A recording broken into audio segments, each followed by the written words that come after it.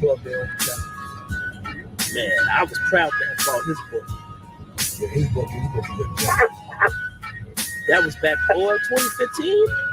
I was like, oh, yeah, that was an income tax purchase now.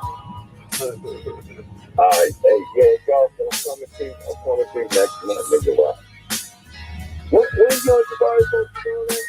I called Harriet, told me in school, I called all these damn places. Ain't nobody renting nowhere, man. We probably gotta do it in a church, man.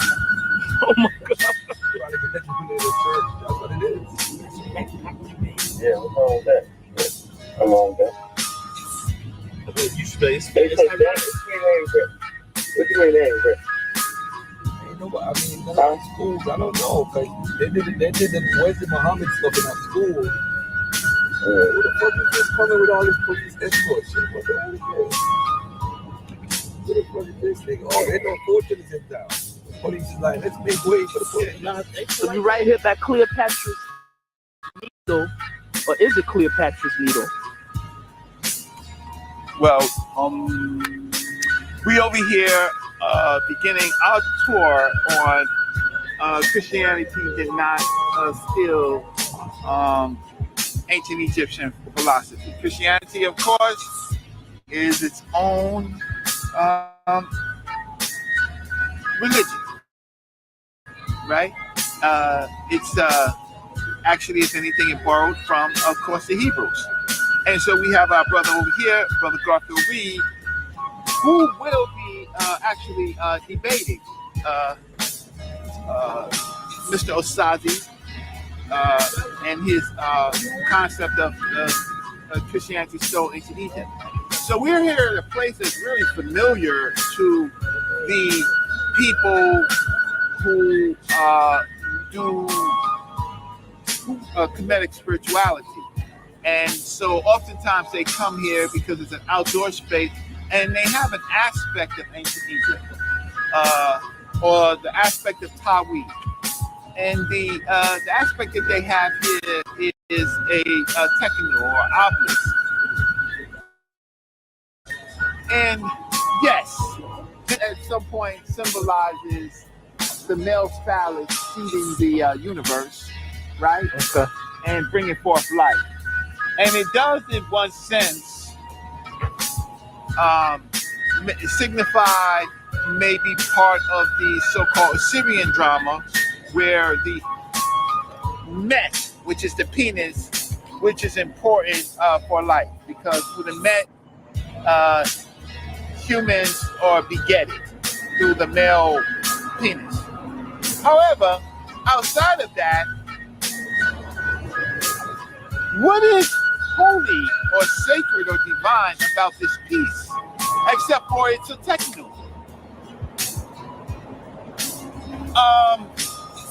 It's surrounded basically, it begins basically with the various names, the titularies of the Nasser Bini name, the Horus name, the Nebu name, right? And then gives pretty much the titles of those kings. So here you will see things like the Kep Ra, Usur Mat Ra, the Nasser Bini name. You will see that. Or you will see on top of it the Horus name. I can't read it because it's weird. Then you have the Hor Nebu name, which seems to be Usurat Tawi of the two lands. I got a phone call. That's okay. The miracle of editing. So this is the side that's most legible.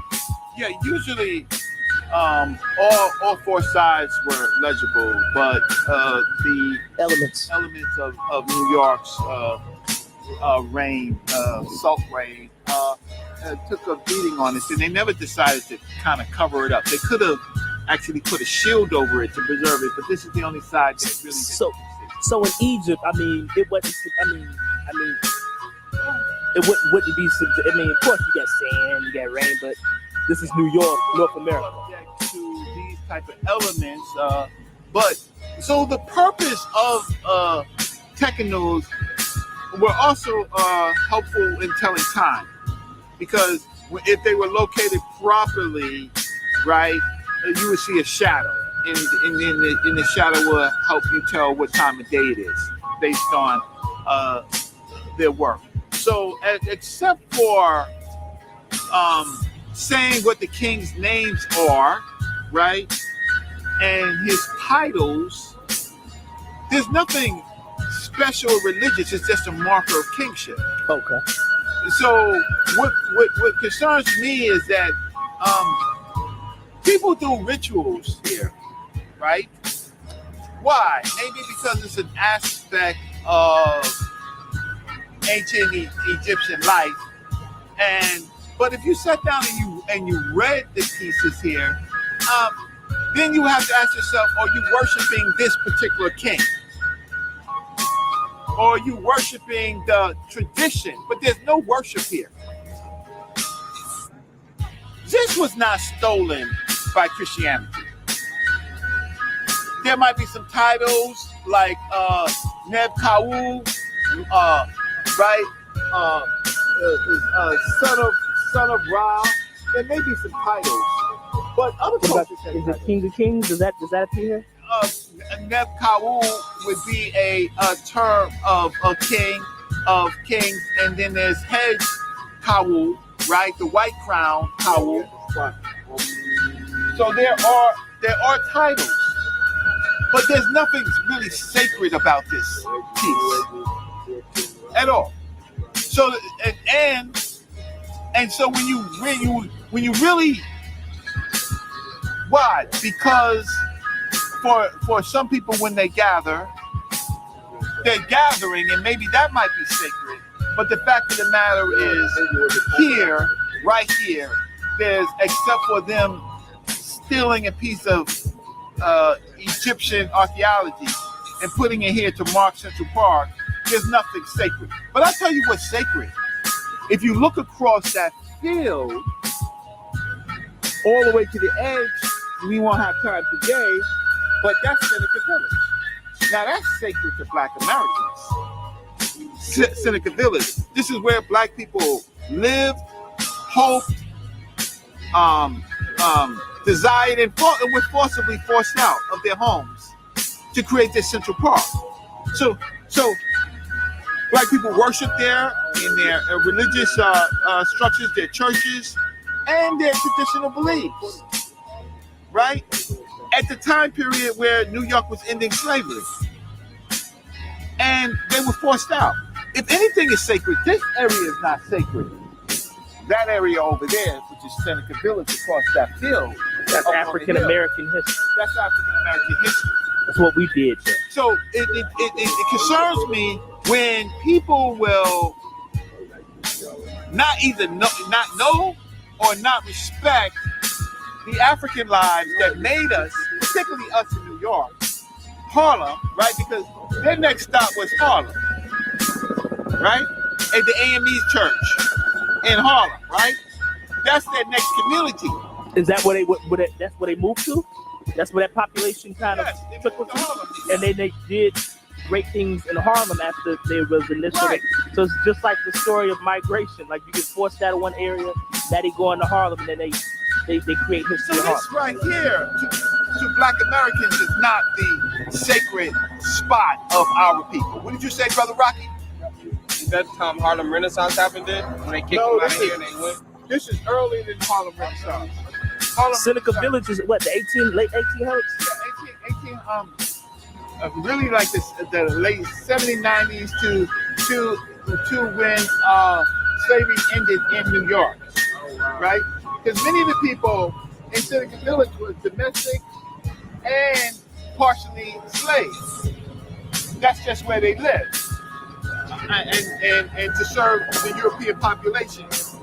So that's sacred over there, Seneca Village. This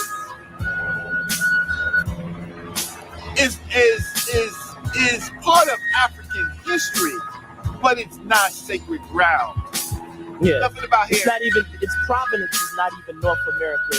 It's something brought from Northeast Africa. Here's an attraction. That's correct. Whereas the actual African Americans will not visit Seneca Village in the sacred groves in Seneca Village, because there are groves and sacred places in Seneca Village, right?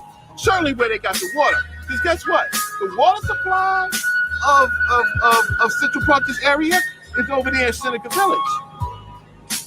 So why would Africans who lived in the Americas forget about all this history and come here and make this sacred? It would be different. It would be more special that Africans, if they want to do rituals and culture, they would do it up there in Seneca Village, where real culture and rituals actually happen. Yeah. All right. Excellent. So